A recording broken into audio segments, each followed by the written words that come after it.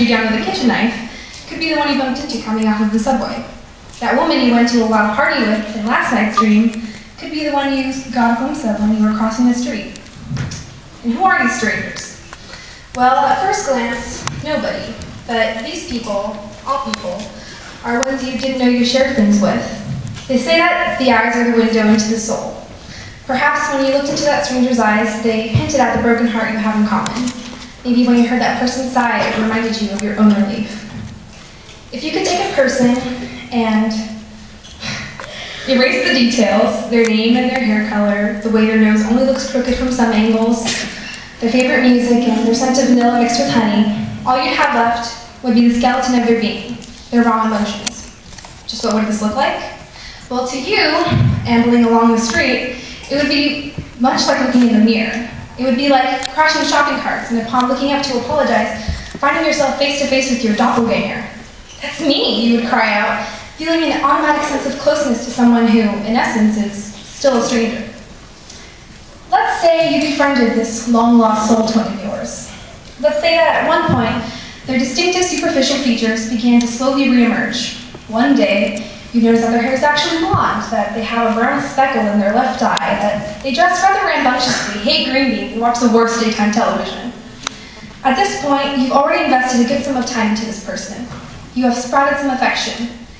You have developed something that transcends sympathy for them. You have seen yourself in them. You have found that not only do you both laugh, but sometimes you laugh about the same things. Not only do you cry, but sometimes you cry for the same reasons. Could you then reject this person upon discovering their details? Would their superficialities overrule the very base of their substance? You do this every day in complete oblivion. Hello? Okay, there we go. You turn your back on these people. Don't crucify yourself, it's instinct. In the wilderness, every animal would approach its own species before tiptoeing to the next one over. It makes sense, there's safety there, it's home. But why would we settle for instinct when we've been endowed with the ability to transcend it?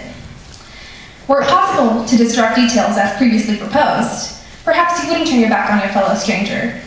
That's just the point.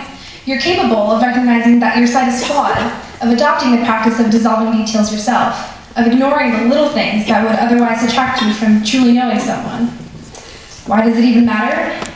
Haven't you ever found someone that you have a lot in common with? You have the same favorite color, enjoy the same sappy romantic comedies, listen to the same bands, and even share similar hobbies, and found that these traits aren't always enough to make you like them? That sometimes you actually loathe this person you seemingly have so much in common with? What it really comes down to is this. If you could clone your emotions and input them in someone else's body, someone at first glance entirely different than you, and run into them, could you still love yourself? What I just read is the prologue to the novel that I wrote this year in Writing Lab, entitled Pieces. It's quite literally the sum of many monologues I've written over the course of several years. Up until this year, I had never written anything of great length. My longest short story was 4 pages. This one is 20, Times New Roman, 12-point font, single-spaced. So, woo! This project has become the metaphorical embodiment of my journey into adulthood, and the spot where I stand before you today. It's been a process of finding a body of identity to connect all of these disembodied heads, if you will. It's been the process of seeing myself as the pieces I'm made up of and how I bring them together within myself. It's been about finding where I, let's be real here, small piece, fit into the large scheme of things. Now, there's something I must confess. I love people. Every art form I am passionate about, I practice through the scope of people. You are all the unifying glue that holds my pieces together. So, quickly, before I move on, thank you all for letting me know you. You are all so much a part of who I am. I don't identify myself through others, but I do believe I am the sum of all those whom I've had the fortune of knowing. I have been going to the school since the 6th grade, so that's a long time. But I bet most of you have no idea what my artistic focus is. You guys are sitting there in the audience like, what is she doing? I don't know. And I must admit, that's kind of weird in this school because we're like a village of gossipy old ladies. Everybody knows everything all the time. But for those of you who do know what my trio of artistic expression is, You guys probably think I'm like some weird three-headed dog, like vocal music, writing, and dance. Surely all those have in common is that I practice them, right? No! Weren't you listening? People are what they have in common. You. Damn. While dancing and singing are technically considered performing arts, I consider them communication arts. Through these three art forms, I am able to understand my culture, other cultures, people, and the world around me. In turn, all these things help me better understand myself. Song was the first art form with which I made acquaintance. Love for music was something my sister and I inherited from our father, and it has helped us develop a connection with each other far beyond our simple biological relation. My sister was born with a perfect pitch, a musical ear, a vivacious personality, all the likes of a superstar. I, however, only started singing because, like a true little sister, I did everything she did. And I wasn't quite as naturally gifted in the area. Ever since we were even smaller than we are now, I know it's hard to imagine, my dad taught us to sing traditional Mexican songs and accompanied us on the guitar. We were quite the hit at talent shows and parties. To this day, if you were at my house for a party, you're bound to find me next to my dad and his guitar singing, and I think anyone who's ever been to my house can agree with that. Because Alina's always better at singing. Whenever I was asked to sing, I would say, I'm not the one who sings. She is. My dad was never one of those parents who think that everything their children do is amazing. He was definitely like the Simon Cowell of fathers when it came to my singing abilities. And I'm actually grateful for it. I was kind of a crybaby as a kid because my grandma spoiled me rotten. People would be like, Natalia, you want to cry, don't you? And I'd be like, yeah, I do. But he said something that really stuck with me and that I've carried out through my life. He said that no one could ever hurt my feelings without my permission. And it's very simple, but his advice really garnered the tough skin that has helped me pursue the things I'm passionate about without cease. Singing, first and foremost. And at this point, I would like to invite my father to join me on the stage and sing a song with me.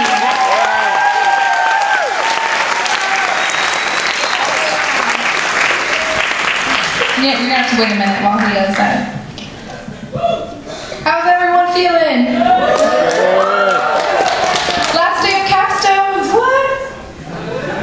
Chloe, you're late. Dad, the guitar's on the table right there. It'll just be a minute. So.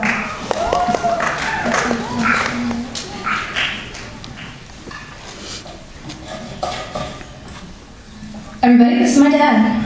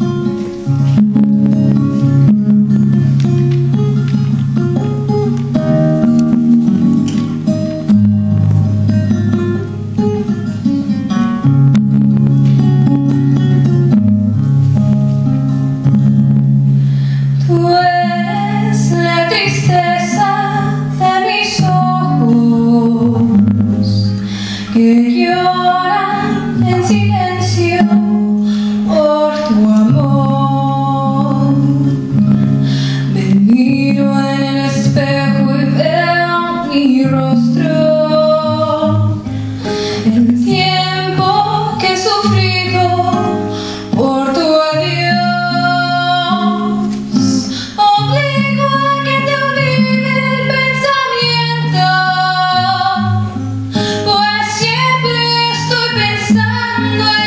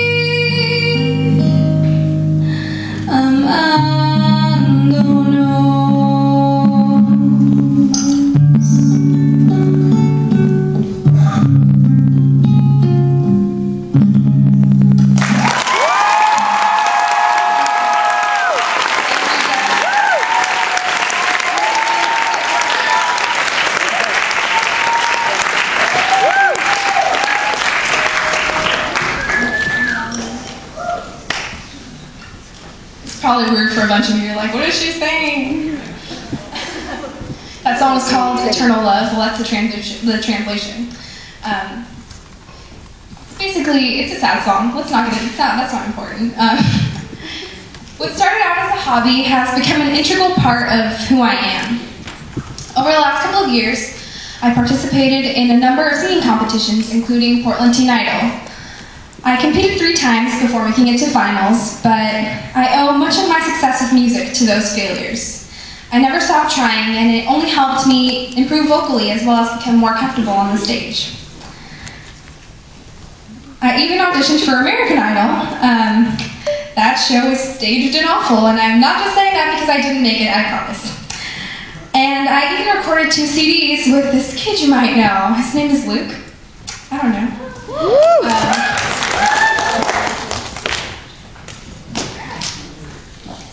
To me, my rendition of a song is my interpretation of someone else's experience. Starting out singing songs in Spanish not only helped me bond with my dad, it also helped me explore my culture and really immerse myself in it. As an ethnic minority, I know it is easy to feel out of place, especially in a place like this, where the majority of people are Caucasian. I have seen too many people shy away from their cultural identity because they long to fit in, and they do not realize what an asset they can make of being different. My culture is something music and dance have helped me embrace, and I would not change it if I could.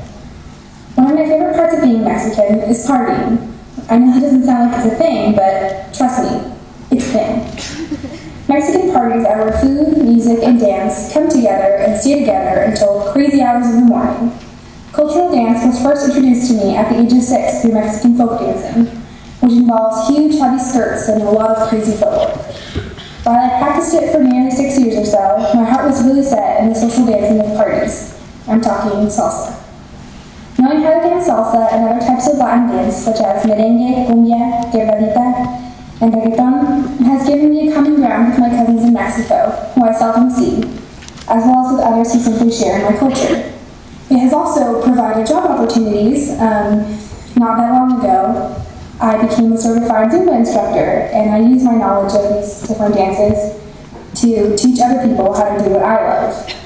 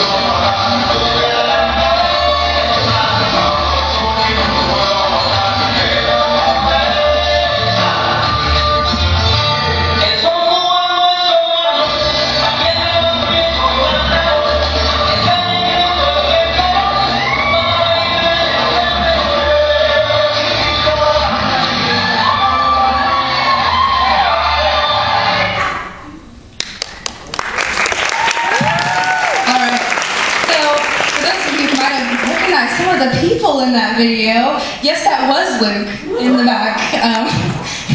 And Taylor Benatti, if any of you guys know him.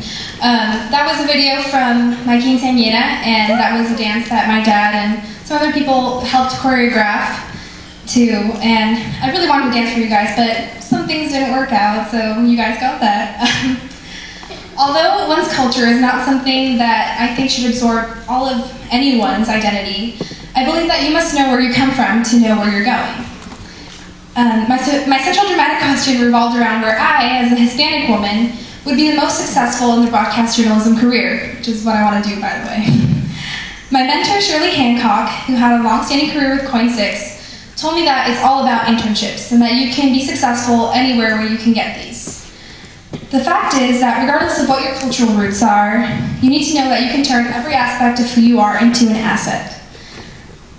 Because I have embraced my Mexican roots and thanks to my parents, I'm bilingual, a trait I will use to my utmost advantage in my career. This translates into my writing as well because I can continue to utilize my ability to communicate in 2 languages to reach out to a larger range of people. Mexican culture has always been a part of my life, but my beliefs haven't always been what they are now. When I started going to this school, I was just a naive little kid. I wasn't sure what I wanted or what I was doing. Unlike dance and singing, writing is something that came solely from within me, like an itching in my hand. Writing took off for me in the 4th grade when I wrote my first short story as a class project. It was titled Mr. Linden's Library. This project made me realize how much I enjoyed writing, and I soon crafted another short story just for leisure. This one I titled The Bee Sting. I know these are really enthralling titles. I wrote half of another short story the same year, and can I just say that if I didn't know a 10-year-old me wrote those, I think someone tripping on acid did.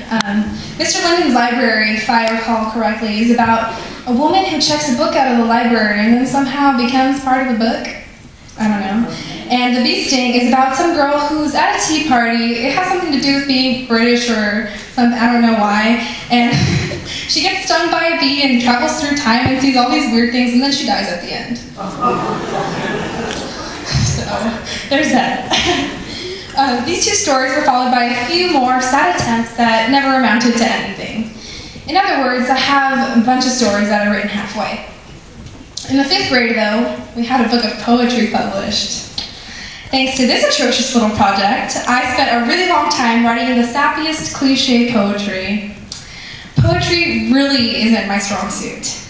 When I came to ACMA, I initially shied away from taking any writing courses, but in my personal life, I did keep writing terrible poetry. And in case you were wondering, I have really good memory, so here's one off the top of my head that was published in that book in the 5th grade. It went like this. There once was a girl named Rose, who talked as fast as a watering hose. Some would say, Rose, you'll die someday, but Rose just talked their thoughts away. Some said to young Rose, maybe someday your mouth will actually close. So, you know, just in case you were wondering, I wasn't kidding, that was real, I wrote that. I thought it was good. It continued this way for a long time, writing that poetry, writing 1/8 of a short story I'd never finish, repeat. And then one day, when I was 14, something changed. My mom, also being bilingual and just the cariest caregiver, decided to volunteer for the Children's Cancer Association, CCA, as a chemo pal. And she was assigned to a 16-year-old girl who had just moved here from Mexico, spoke no English, and was diagnosed with leukemia. There are very strict rules within the CCA. The first and foremost, and the most prominent, is that you absolutely cannot, under any circumstances, introduce your chemo pal to your family, or anyone else for that matter. But of course, being that she was estranged from her own family, and my family being the way that we are, my sister, my father, and I accompanied my mom to her 3rd visit with Estefania. Keep it on the down low though, because I don't think the CCA ever found out. Maybe it was that we shared a common culture, or maybe it was something bigger than all of us, but we clicked. Estefania became a part of my family, a sister to me, and I mean that in every sense of the word sister. I never thought of her as a sick person. She was simply someone I grew to love and loathe immensely. Her illness was never apparent beyond her perfectly bald head. As a 14-year-old, life and death, pain and suffering, were not things I could wrap my head around. They were never things I understood or even considered. My parents were constantly at the hospital with Estefania, and when they weren't, she was frequently at my house. Because naive 14-year-old me didn't know anything other than her witty banter and constant laughter, I soon became jealous. There were times even when I wished that there was something wrong with me, and I admit that with all kinds of shame, although I confess that I didn't know any better. All I saw was that she was taking my parents from me, and I didn't realize how much more she needed them than I did. I didn't really start to see how sick Estefania was until her second battle with leukemia. By this point, her mom had been able to make it here from Mexico. I remember the day of my quinceañera party, when I saw her there. Estefania had been able to put on some weight while in remission, and her hair had grown back. But I recall seeing her mom cry. A week or so later, I discovered she had cried because Estefania had cancer again. She hadn't told us until afterwards. She didn't want to dampen the mood at my party. The hospital visits became more frequent, and we stayed well past visiting hours. We always found a way to distract from the sterile smell around us. We always turned the visiting hour into a party. I remember freshman year is when I got my dog Kalimba. I know some of you know him. He's a Yorkie poodle, really cute. And Estefania really wanted to meet him. But, you know, there's kind of a law that says you can't take animals into the hospital. But he was a puppy, he's harmless, so we put him in my purse and we snuck him in. No big deal. But things were going well until the cancer came back faster than we could celebrate remission. Then it got really ugly. Seeing this side of life, the kids, the hospitals, the machines, everything, really set off something within me creatively. We write our experience, and the truth is that at 14, I hadn't experienced much. Freshman year, I wrote my first full story, short story, since my days in elementary school, and I was surprisingly pleased with it. It's called Waking Before I Rest. This piece was the beginning of several others I would write dealing with death, be it literal or metaphorical, and from a male perspective.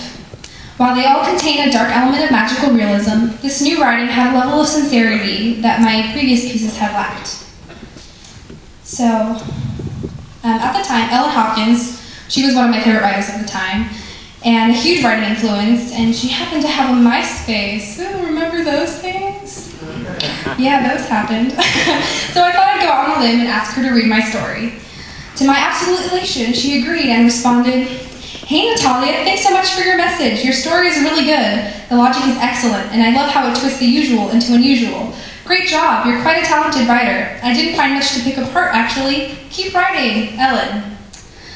While it's impossible to say whether she meant this or was just being nice, it really inspired me to keep writing. I started writing a lot of monologue-like prose, and taking up an interest in people that I hadn't before. Writing became a dissection of moments, and an investigative tool for understanding other people and the clockwork of who, what, and most importantly, why they are. In the hospital, Estefania's condition quickly moved from bad to worse. I particularly recall one night at the hospital after a Dance West performance. The doctors had been giving her shots to promote the production of white cells, and they hadn't been able to move the number up from 0. She screamed when they injected her, and it was unlike any scream I'd heard before. I hid behind my grandmother and pretended to sleep so no one could see that I was crying. I had spent so much time diminishing her illness, never really realizing how sick she actually was, that I was ashamed now to be in this position, actually seeing it for what it really was. And it just got to a point where I couldn't bring myself to visit her anymore. Estefania died on June 24th, 2010. In an attempt to make sense of how the world had changed with the blinking of my eyes, I wrote. She became the inspiration that gave ink to my pen. My time with her had been an experience. She bore within me an awareness of my surroundings and a need to deeply understand people and the idiosyncrasies that make them unique. She taught me perseverance and to fight for everything I want, tooth and nail. My best attempt at summarizing my time with her was through a slam poem. You think you know cancer, the abnormal growth, the defective cell. You think you know cancer, the chemotherapy, the radiation, the bone marrow transplants.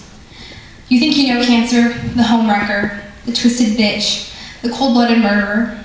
You think you know cancer because you're so immersed in My Sister's Keeper, because you've seen the commercials for St. Jude's. You think it's hard because your hair falls out, because you throw up so much, because you get so skinny, because the only chance of surviving is dying a little bit. You think you know cancer, but you don't think about it. You think you know cancer, but the definition, the causes, the treatments, the stories, they're not even half of it. You think you know cancer, but you don't know cancer until you know the person. The one who fought it, the one who survived it, and the one who didn't. You think you know cancer, but you haven't even grazed the surface. Because you haven't seen your mother, father, sister, daughter, brother, aunt, uncle, cousin, grandparent, or friend agonize, while you, God, doctors, and meds remain superfluous. Because you had never heard a scream that pierced your heart more than your ears.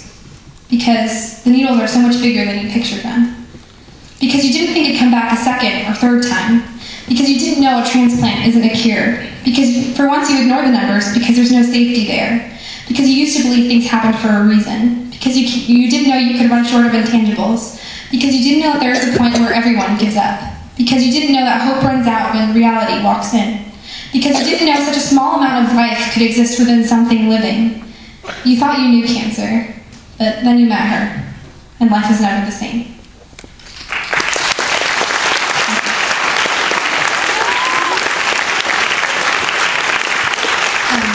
Since Estefania, I've lost another person I loved to cancer this last year.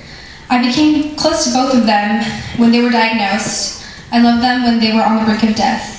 But instead of inspiring a fear within me for loving, it has reinforced my love for people regardless of who they are, what they've been or are going through, or how long I'll have them around. Though they have passed on, their death reinforces the fact that my feelings for them did not die just because they did. Recently, I've experienced what it is to die in your own lifetime, to lose an idea, or much worse, a feeling. There's something far worse than physical death, and that is the death of something that never had a body. The death of a loved one lasts a lifetime, but the death of a feeling can last an eternity. Those of you who know me probably know that I've always been a crazy perfectionist, especially when it comes to academics. From a young age, I've always been the kind of person people seek out for advice or simply to vent. People have always come to me with their problems, and I've always loved helping them. I'm used to striving to be perfect in every aspect of my life. I'm used to being stable, composed, having my head on straight. I'm not used to needing anyone or anything. This year has been exceedingly difficult for me. For the first time, I have not felt in control. I have felt myself falter and fail at meeting expectations that I set for myself. I felt inadequate, meaningless, and bereft of any sense of self-worth or motivation. I spent this year dealing with clinical depression, and the hardest thing has been admitting that to myself. Thanks to my many amazing friends, such as Chloe, Bridget, Scout, and Jasmine, who were the first people that I was able to talk to this about, and they're the ones who really motivated me to get help, and my amazing psychologist, of course. I've been able to come to terms with the fact that I'm not perfect, and it's okay to need people. I've learned to be honest with myself and with others, because trying to conceal my imperfections only made it harder to get the help that I needed. Last May, I was in Paris for the first time. That has been the happiest time of my young life. I loved seeing how different things are there, but at the same time, how deeply our cultures parallel, even though we're a million miles away. Recently, I discovered a French song, titled Je suis malade, and I'm sorry if I'm butchering that, Zoe, you're the one who speaks French. And that translates to, I am ill. Listening to it was the greatest juxtaposition of feeling, a combination of last May's nostalgia and memories of my time in Paris, combined with my present depression. Although I do not speak French, I decided to take on learning the song. The lyrics describe the dysfunctional relationship in which the singer is so incredibly dependent on the person she loves that she is ill whenever he is not around. While this is not exactly my situation, the overall feeling of the song, the sense of desperation, is something I have been living with for some time now. It's the singer's declaration of extreme vulnerability, a place I now find myself in.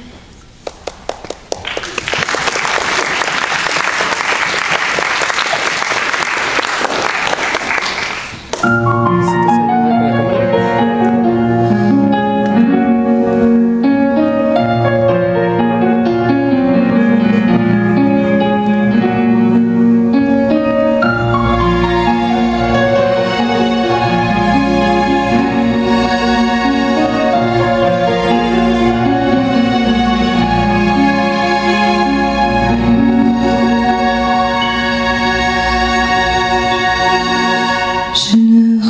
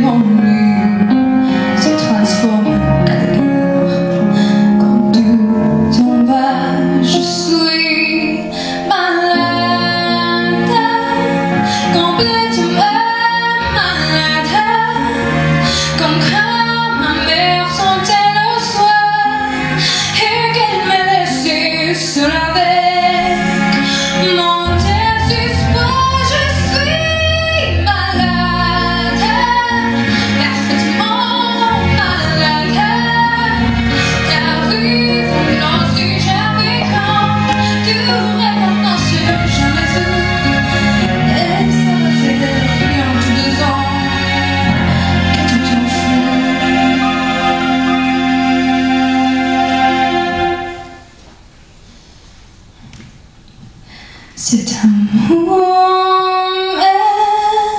tout. Si ça continue, je crèverai seul avec moi. Près de ma radio, comme un quotidien, inécoutable probablement, qui chantera.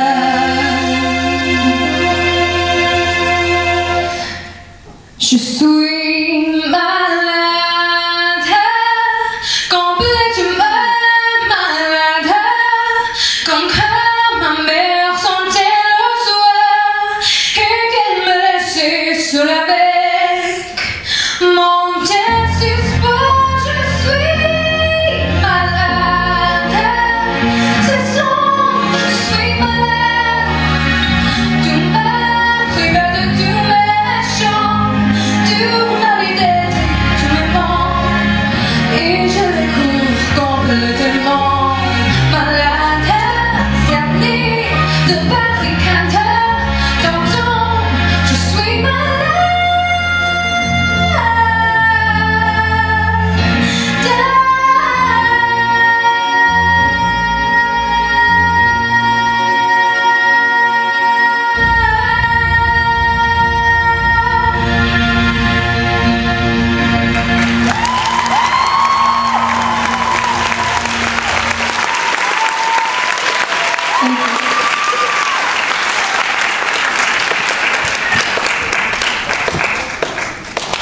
Dysfunctional relationships, in essence born of miscommunication, quickly became a prominent aspect of the storyline in Pieces, because it is made up of so many different pieces. A dysfunctional relationship within the story really made sense to me. This dysfunction is something I've experienced in several of my personal relationships, and it's due in part to my inability to let people go. There's a quote by Chuck Palahniuk that says, "It is hard to forget pain, but it is even harder to remember sweetness. We have no scar to show for happiness. We learn so little from peace." Part of what keeps me in these relationships is that I live by something near the opposite of the sentiment, and while most people embody that statement, I hold on because I fear the death of that feeling and the transient ghost I've become, because all I can remember when I think of losing someone to the simple passage of time is all the times that they made me happy. Often in these sorts of relationships, one person is portrayed as the good one and the other one as the bad one. In reality, though, both contribute to the bad relation. While one may be the assailant and the other the victim, they both make the conscious choice to continue on in spite of the consequences.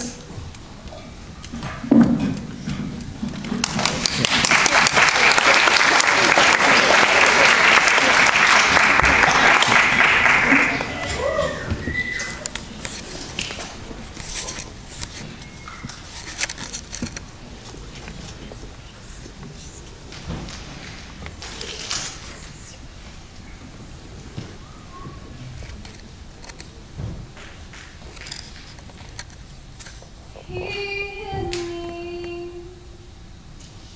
and it felt like a kiss. He hit me, but it didn't hurt me. I couldn't stand to hear me say that I had been with someone new.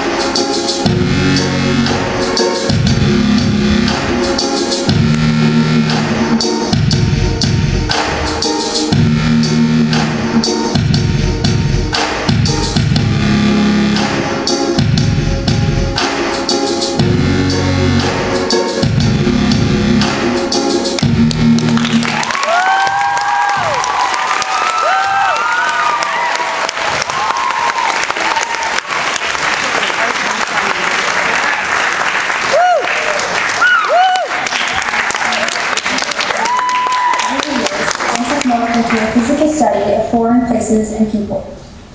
As a writer, I'm well aware of the way in which words often fail us and how many things can be lost in translation. That is why I am always thankful that I have dance as a means of wordless expression. As I mentioned before, dance has helped me better understand my own heritage and embrace where I come from. It has also turned distant peoples into tangible neighbors. I have always been fascinated by all kinds of cultural dances. But this last summer, I decided to start taking samba lessons. I started taking from Pauline Serrano at a studio over in Northeast Portland. I liked Pauline right off the bat. She had a smile that never went away, lots of energy, and an obvious love for what she did. To say I fell in love with samba is an understatement. I started dancing, and I haven't stopped. A few weeks after I started taking classes, Pauline invited me to join Loco Alegria's Monday night rehearsal with some other dancers. Loco Alegria is the samba group Pauline plays with, and we dancers perform to their live music.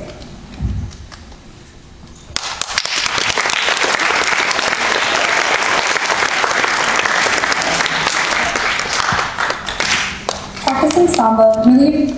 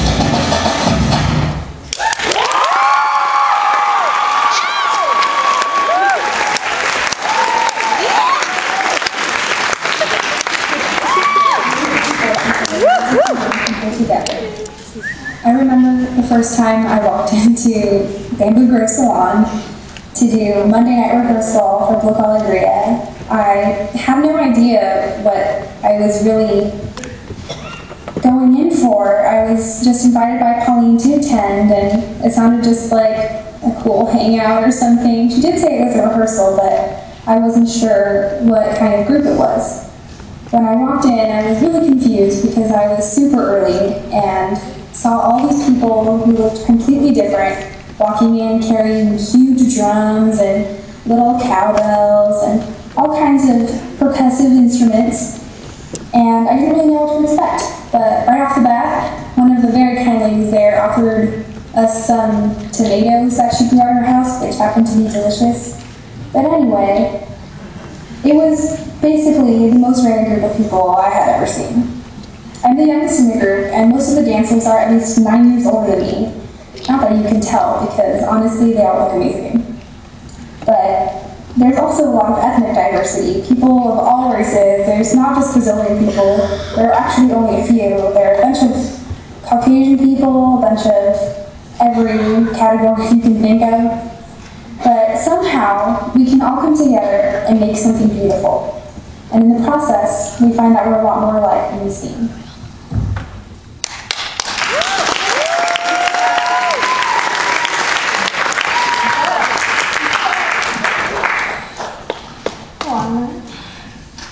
There we go.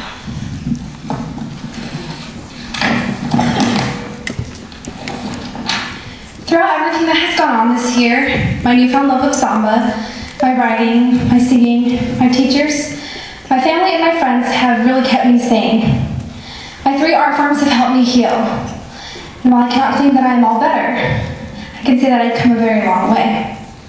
I have regained a level of self-worth, self-respect, independence, identity, and confidence that I had lost.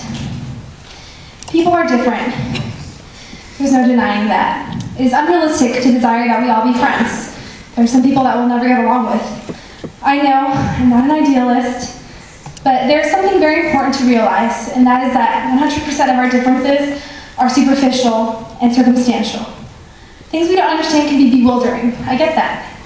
But that's exactly why we need to strive to understand them. Differences are the original excuse not to try. You know where they've gotten us? They've only resulted in persecutions, inquisitions, hostile takeovers, unnecessary, angry ulcers at the pit of our stomachs.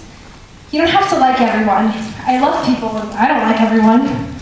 But if you give yourself the opportunity to really know someone, you're bound to at least find one redeeming quality.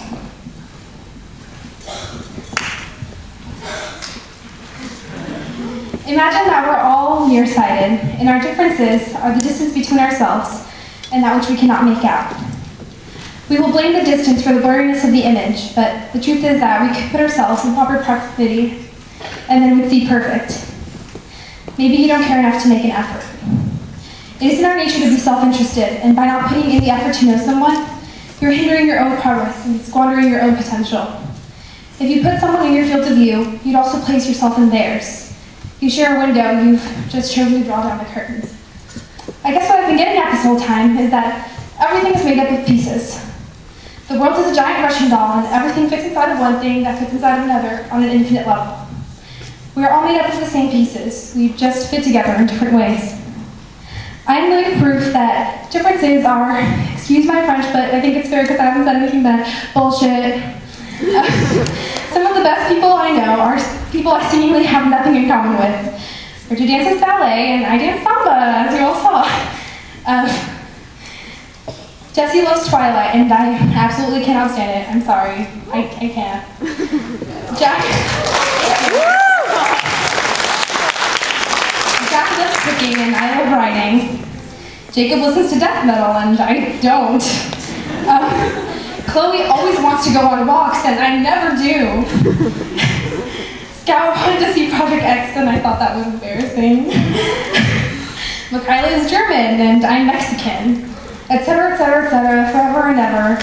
At the end of the day, none of that matters. I have seen pieces of myself in them, and I have grown to love them for the amazing people that they are.